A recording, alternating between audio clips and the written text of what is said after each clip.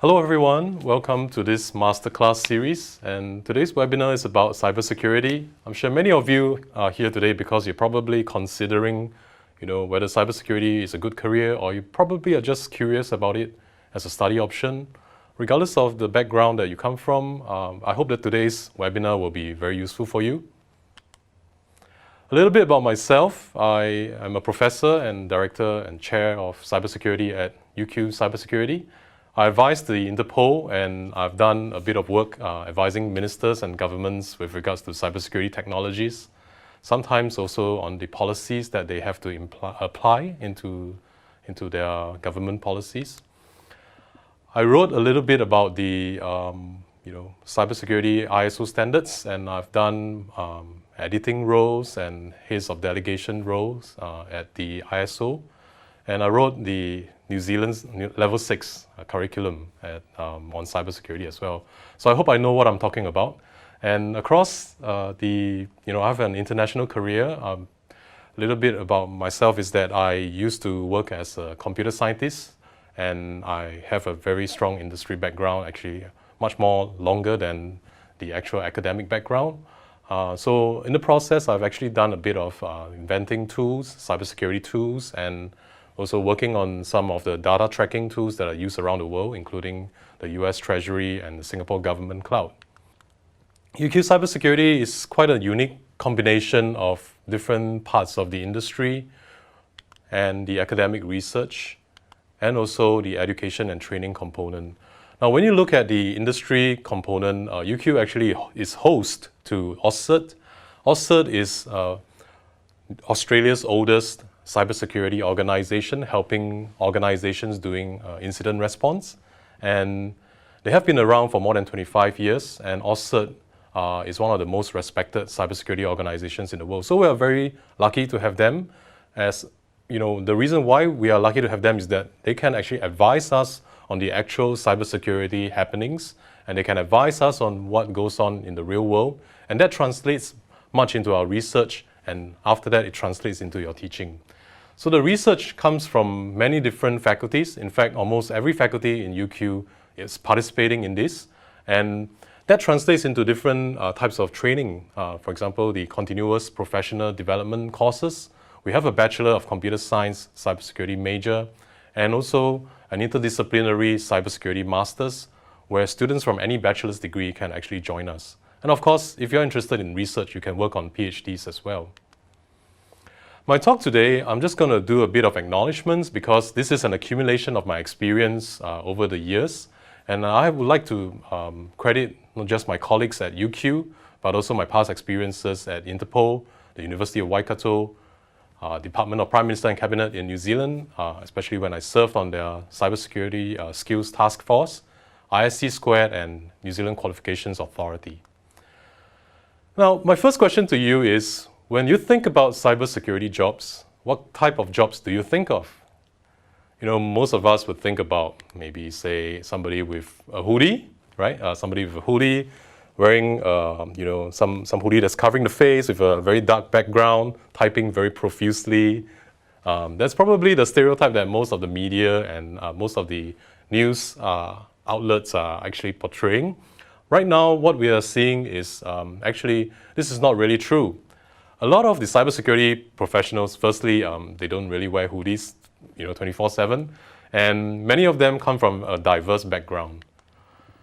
There is also this term called ethical hacking, and I would like to take issue with this because if you think about ethical hacking, there's some contradiction in the terminology. For example, is there such a thing as an ethical burglary? If somebody comes into your house and they say, no, don't worry, I'm just an ethical burglar, and I would like to just come and help myself to something, I think there's something wrong with that. So we should be careful with the words we use, and I would like to call them cybersecurity professionals instead. And when people are looking at, one of the top questions that I get asked when I'm actually walking around and somebody say, oh, you're teaching cybersecurity. So do you teach hackers? I say, no, we don't teach hackers. Why? Because when we teach them like how pilot training schools teach pilots, or auditors, the accountancy schools teach auditors. We teach you how to do it really well, right? So that you can identify the problems.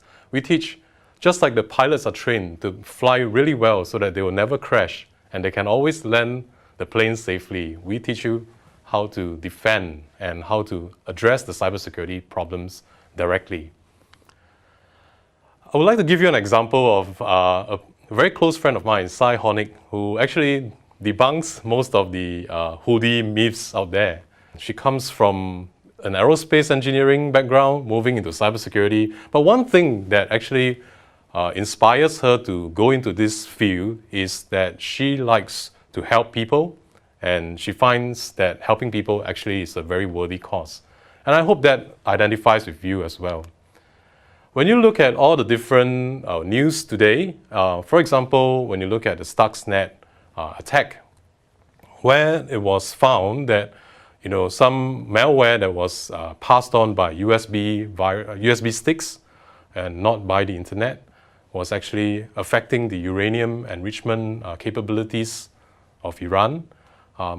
Many different roles actually took part to find out about it. And also the same goes for NotPetya, which was a very high-profile malware, and also the Bangladesh bank heist. The Bangladesh bank heist is also an interesting example where it was attacked. Lots of money, millions of dollars was stolen from the Bangladesh central bank and transferred out of the bank through the SWIFT protocol. And after that, it was the biggest bank heist where no security guards actually was able to identify that the burglars went in and came out. And it was conducted by this group called the Lazarus Group, which was also attributed to North Korean's government. And when you actually find out a little bit more, and all the different experts from different fields around the world come together, including even linguists, studying the different writing styles of the text, they found that it was attributed to Lazarus Group. And Lazarus Group is also an interesting group because it is not just kind of a hacking organization. It is linked to the North Korean government, and the funds that it steals actually contributes to the North Korean government's coffers. So in fact, this is when you actually look at the industry and the governments coming together, and the lines between them are becoming blurred. When you think about all these types of news, what types of jobs come to mind? Well, this is a list of the number of jobs that I would like to probably talk about, because all these jobs were probably involved in every one of the news articles that I've just shown you. If you have a political science and humanities background, you probably might be in the diplomatic service. You might be a policy advisor, for example, advising the banks on how to react and what kinds of future policy to design. Even in insurance, actuarial science, in business, IT auditors, physics and mathematics. If you have a mathematical background, you could be working on cryptography to enhance the security of the communications. If you have a computer science and software engineering background, you could be working on the technical aspects of the problems and trying to prevent and defend against these attacks. And if you come from even journalism and communications, you could be a communications advisor. If a big entity, for example, a national entity gets hacked, right? You need a lot of advice to actually know what to say at the right time, at the right place. And communications advisors are able to advise the different ministers, the stakeholders on what to say, how to present the comms. Psychology, law, criminology, and many other postgraduate degrees, and many, many more. So you get the gist. This is a very diverse field. And this field cannot do with just one discipline or the other. They all have to come together. And this is the crux of my talk. And one thing that we find is that because of such a need and such a wide, diverse field of thought, there is actually a very strong demand in the industry. Around the world today, according to ISC Squared, we have about 2.93 million, close to about 3 million jobs waiting to be filled.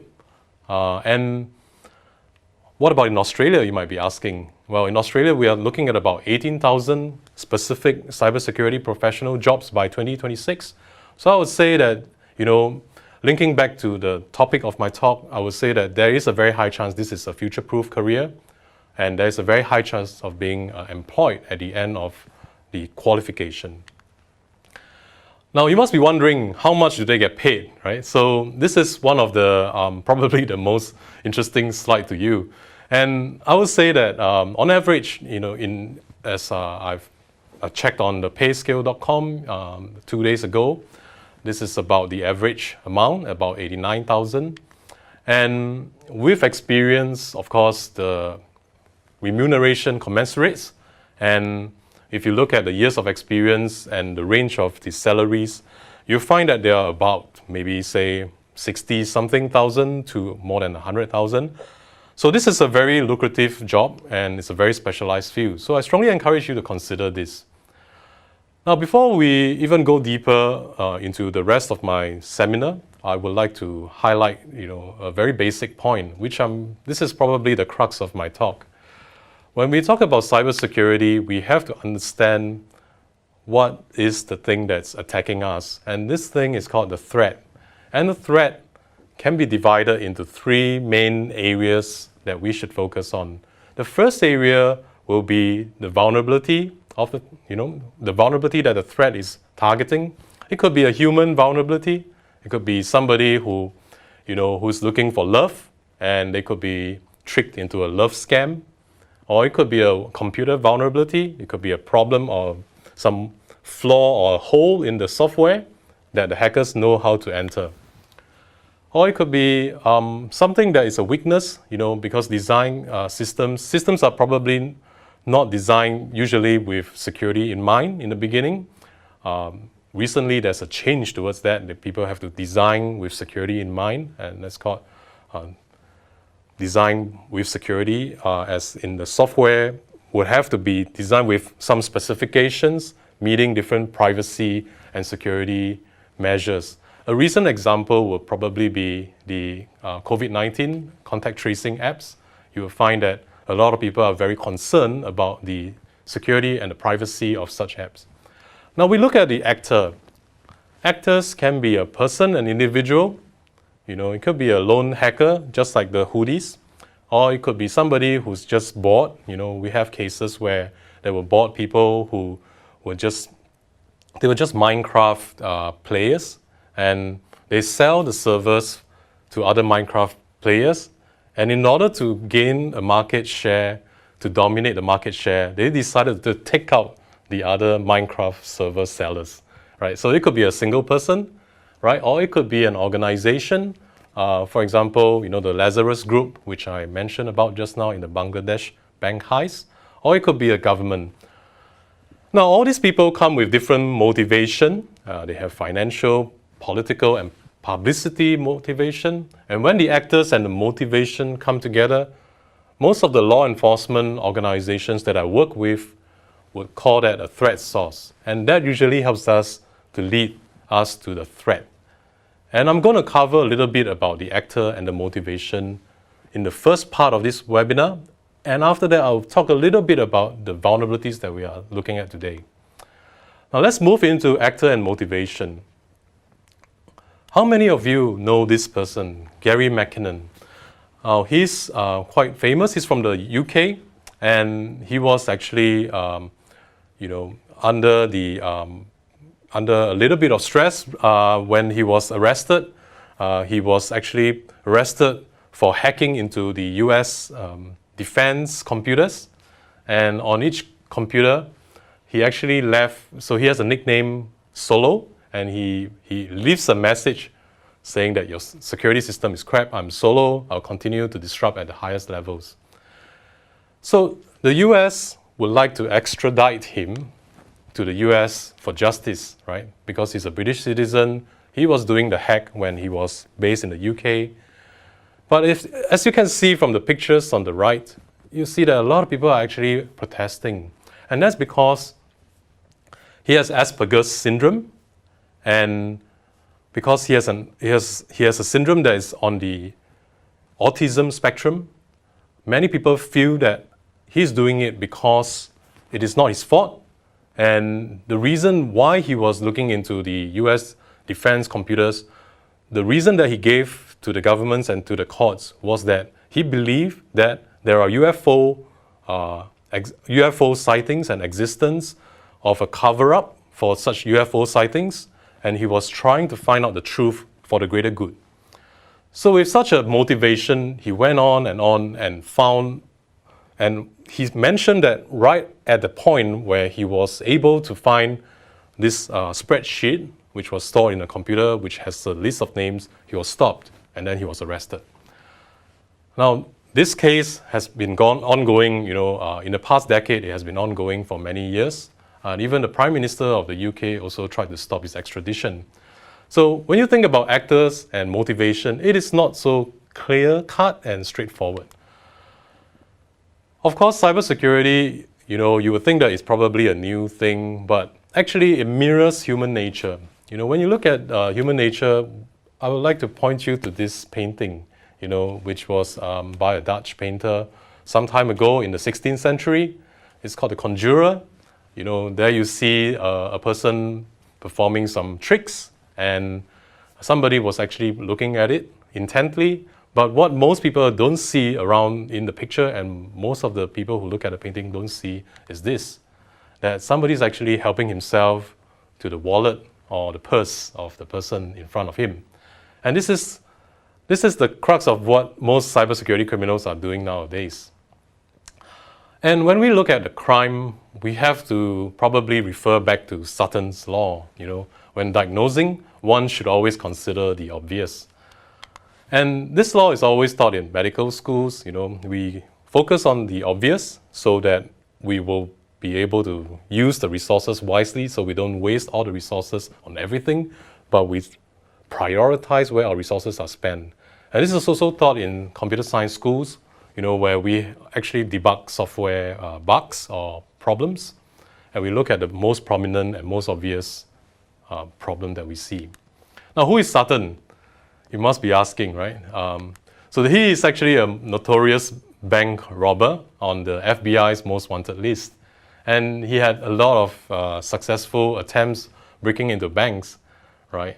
We can't call him an ethical bank robber, but at the same time, we could see that from his actions and what he says to the reporters when they ask him why he robs banks, he would say because that's where the money is. And right now, if you think about where the money is nowadays in the world, you would probably think about a few things. Like let's say if you were an intelligent criminal, in the year 2020, what would you do? I'll give you three options. A, to drive up to the convenience store, enter the convenience store with a weapon, threaten the cashier to open a cash register, and then take the money and run away with the money, leaving a lot of trails on the CCTV recordings. Or B, self-learn and probably learn how computers work and then hack into the payment systems without leaving their home office. Or C, to pay someone who knows how to hack and then share the spoils with them without leaving both your offices as well. Well, if you were an intelligent criminal, I'm sure the obvious choice would probably be B or C, and probably not A. And I would like to cover why is that so and the evidence of this appearing. Behind all these malware attacks that we see, we tend to see that actually they're run by organized crime. Most of them are actually run by criminals who view that as a business and they would like to just make money. And after they make money, they will go onto the dark web and they will show off that they are retiring in their 20s. So this is the problem nowadays. How do they do it? They do it by many different methods that you see in the real world, in the non-criminal world. For example, pay per install. So they have an affiliate program where, if you take on that program and you help to spread the malware and people install the malware, you get paid, right? So it's kind of like a multi-level marketing kind of structure, but in a criminal world. And many of these affiliate programs actually charge about $7 to about $180 for 1,000 successful installations. So it's a bit of hard work. So they like to automate their services.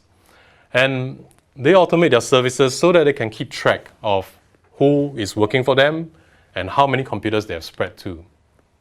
Which leads me to ask you this question. When you're actually working on your computer, you will usually get a prompt on your computer asking you to click on install some updates. Do you usually click on the install? I'm guilty of not clicking on the install all the time, especially if I'm doing a presentation right now. I'll probably click later, and that's the problem of what's happening. If you delay on the installation of the updates, you probably will end up being a statistic on this slide, like this. This is called the Black Hole Exploit Kit, and the Black Hole Exploit Kit is no longer working. In fact, they have many versions of it. Version 2 came back again, promising better customer service. Now, looking at the screen, you will see this is kind of like a command and control center for the different criminals. You see that the number of percentage. So in this case, 14.08% are loaded, meaning they are successful. The software is successfully landed into the computers. The bottom left of the picture shows you what types of operating systems they are infecting. And the top right-hand corner is the interesting one. It is the outdated software that they are affecting. And so when you get prompted to look at the different installations, you should always install the updates immediately.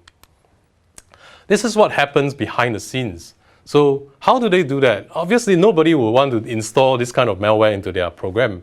What they usually do is they'll try to phish you. They'll try to lure you into clicking on some URL, which shows you probably a video or some content that you're after, or maybe even something to scare you about your paycheck, or maybe a retrenchment, something that alarms you into making an action. And once you click on the action, you download the program, and the program will do this flowchart.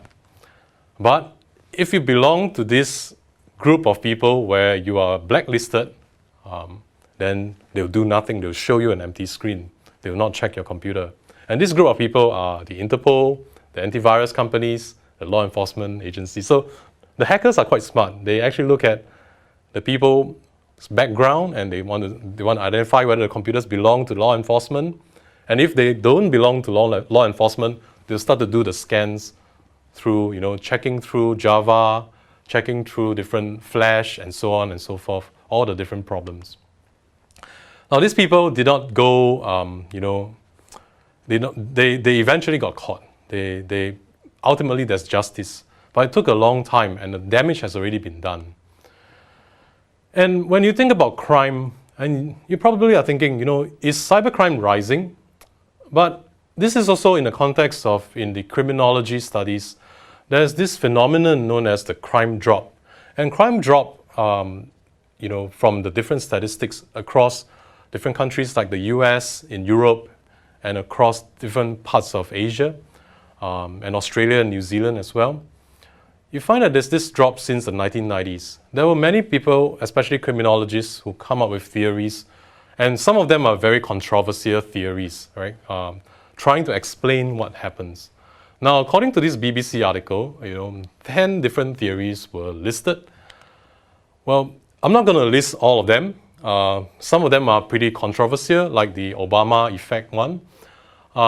There's also another one that says that because there's a fall in demand for cocaine, so there's a fall in demand for doing stuff to get money to pay for the cocaine. So as such, there's lesser crime. And there's also people attributing to smarter ways of policing and also number crunching. For example, in some countries, they use this thing known as ComStat. And ComStat helps the police to find out, where crime is at which location. And because of the location, they can actually find out, they can actually deploy resources to focus on the area. I remember in one of the places I used to work at, we used to work at this place where the police would call it Bermuda Triangle, because things disappear from there. This Bermuda Triangle happens to be the place where students they would do flatting, they would actually do sharing of the houses, and the security is very weak. But it's also next to, another area which has a high crime rate. So things usually disappear when the semester starts. And so in terms of number crunching, where it comes in is where the police would actually deploy more patrols, and the police say that because of that, the crime has dropped. Now, some criminologists have also argued against this. In fact, every theory that's listed here is argued against and argued for. Now, the next controversial theory for crime drop would be this one by, if you read the book Freakonomics, Stephen Levitt, he proposed that because abortion was legalized, there were fewer children born to young, poor, single mothers. And as a result, because of the legalization of abortion, there were less likely bored or delinquent criminals born, and hence there were less criminal offending. So this is very controversial. And there were also other different, in terms of incarceration, they were talking about more criminals behind bars and hence unable to offend, or a decrease of exposure. This is also another interesting one where the researchers say that because petrol, now, you probably can't find a lot of leaded petrol, you'll find unleaded petrol. And because you have unleaded petrol, it decreases the amount of lead exposed to people, and hence, children who grow up would not have reduced IQ or hyperactivity or juvenile delinquency. There were even others that say that baby boomers grew up, so there were lesser crime, or video games keeping people at home and hence not on the streets, so they didn't commit a crime, or even the proliferation of camera phones or CCTVs. But one thing I would like to ask you is, was there a crime drop or a crime displacement?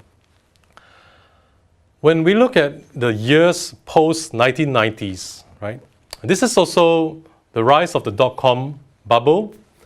And after the bubble burst, there was a rise of the next trend of IT companies as well. There was an increased usage of electronic transactions for payments.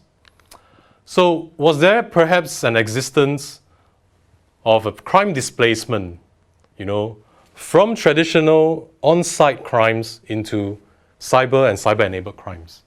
Now, this is the crux of the question. We haven't proven it because the statistics are really difficult to grasp and difficult to obtain.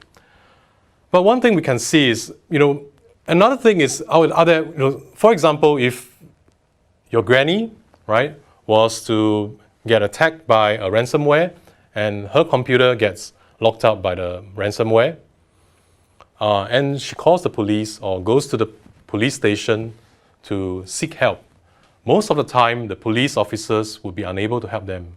And most of the time they'll say that they are not technical and they would like to prefer to refer this granny to somebody who's technical or some organizations who's able to help them.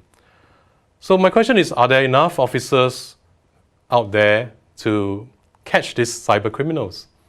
Because this is a much more difficult criminal to catch because it's probably in another country using another country's servers, hiding somewhere. And the other question is, can traditional criminology techniques, crime prevention techniques, intervene and be applied to cybercrime? We are trying to research here at UQ some of these questions. And if you are interested in this, please come and talk to us. This is a very interesting area that we all believe that there's a lot of potential in helping the society. When we move into the threat and understanding the threat, I've covered the actors and the motivation. Now I'm going to move into vulnerabilities. Of course, vulnerabilities are, Russian dating scams. These are very obvious. But you'll be surprised that every year a lot of people still fall for them. And this is just a screenshot, from Suttons Security's website where they show the automated messages, the different options that they can generate using AI, and how they actually help to automate the entire scam. Let's consider these statistics. A man versus a machine, right?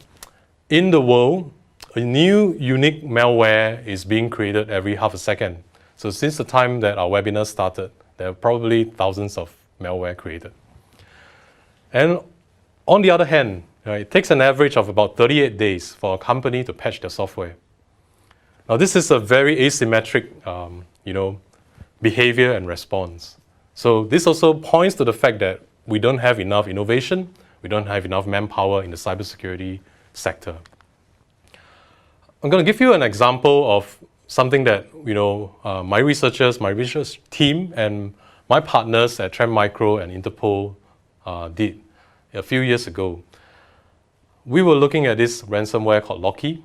Loki was particularly affecting Australia and New Zealand, and Loki was locking up different computers that actually clicked on the link and they download the malware. This is Loki in action. Usually during Loki's infection, a person will be downloading the content, usually from an email, and they would actually be executing the program, and about 3 minutes later, the program will be locked up cryptographically. The locking up is interesting because you'll find that the hackers are kind enough to inform you about encryption, teach you about encryption, and even point you to the Wikipedia links about what is happening. Now, what's interesting here is also they don't affect everything on the computer. They only affect the things that cause damage to your usual business as usual activities like Word documents, PDF files, picture files, and they ask you for 3 Bitcoins. Now, at that time when we were doing the research, it was about $15,000 per Bitcoin. So we didn't use our research funding, to pay for the ransom. But what we did was our experiment stopped there. But we did this a few hundred times, and we collected logs to analyze the behavior and the motivation, and also the threats that the vulnerabilities that they were actually targeting. So we decided to, create different tools. This tool is Progger, which my team and we did to create. This is not an eyesight test. So this is something that we are looking at the different atomic actions that were happening within the computer to give us the provenance of what's happened. And when we look at Loki and his behavior, we were able to study that it actually tries to disable backups. And we were actually able to observe that it was placing the ransom note at a specific point. But what's also interesting was that we found that Loki was actually borrowing your resources. So if you have a cryptographic library, they'll borrow your library instead of using their own. They'll borrow your things to lock your stuff, which is very innovative. We tried to visualize that. Reading those logs were probably not very easy for people to understand. So we tried to visualize this. And we visualize this in a manner which sequentially talks about the actions of Loki. So you see here Loki going through the entire computer's directories and files. And after that, when it found the right files, it would activate the right files to start to lock the computers where it shows red here on the video. And the files that were locked, each of them have their own different provenance. And through this provenance, we were able to find out, what actually goes on, what other programs were affected, and so on. And we also realized that there were predictable actions. And if these predictable actions were detected much earlier, we could probably stop the locking. So researchers are working on how to have an early detection of ransomware and stopping the infection completely. So on the earliest symptom, we'll be able to stop them. Then we started to trace the payments. We say, okay, they're looking for 3 Bitcoins. How do we find out where it comes from? So we decided to contact our collaborators at Interpol, and we started working with them. And at the same time, coincidentally, Interpol was working on this project, which is called the Blockchain Block Explorer. And they were looking at, because Bitcoin activities and transactions were transparent to the world and decentralized, you could actually visualize where every transaction goes, where they come from, where they go to. Now, when you think about that, it actually becomes very interesting, because when you actually can trace how the money flows, you can actually trace how the payments of the ransomware flow back to the mothership, back to the criminal. So we decided to work with them, And we looked out, okay, so at this point of time, there were a lot of transactions of this amount of money going back to this country. So we decided to visualize them, analyze them, look at how they link to each other. And we found out a few things. We visualized some of them across the world. Some of these countries are no surprise because they are tax havens. But one thing interesting that stood out to us was this graph. We found that for some surprising reason, Afghanistan featured very strongly in some of the Bitcoin payments. And then we decided to contact the national bodies, the member organizations, and we start to realize that on top of ransomware, we also uncovered the illicit drug trade. Because Afghanistan is the source of quite a big amount of the drugs that are circulating around the world today. And of course, when they sell it, they require payment. And nobody pays by cash nowadays. You wouldn't see criminals, right, driving in a car with a suitcase full of money and then transferring the money by hand with a risk of losing their lives, right? They would always use Bitcoin. And this is some of the crux of what I'm trying to say today. And all these examples that I've talked about just now are actually linked to what we are trying to prepare people at UQ studying the Masters of Cybersecurity. We group our knowledge that we are teaching into 4 main groups. Cyber defense, where we talk about defending systems, the technical means of protecting the systems. Cyber criminology, where we stop criminals. Business leadership. If you're a leader of an organization and you're always prepared for the next big cyber attack, you probably will make the company grow much better. What are the different decision-making points for such leader, right? And we're also focusing on the cryptography aspects, where the studying of the different communication techniques and the studies of the different cryptography techniques that are used in cybersecurity. And I leave you with this quote: the 2 most important days in your life are the day that you are born and the day you find out why. And I hope that through this webinar, you found out why. Thank you.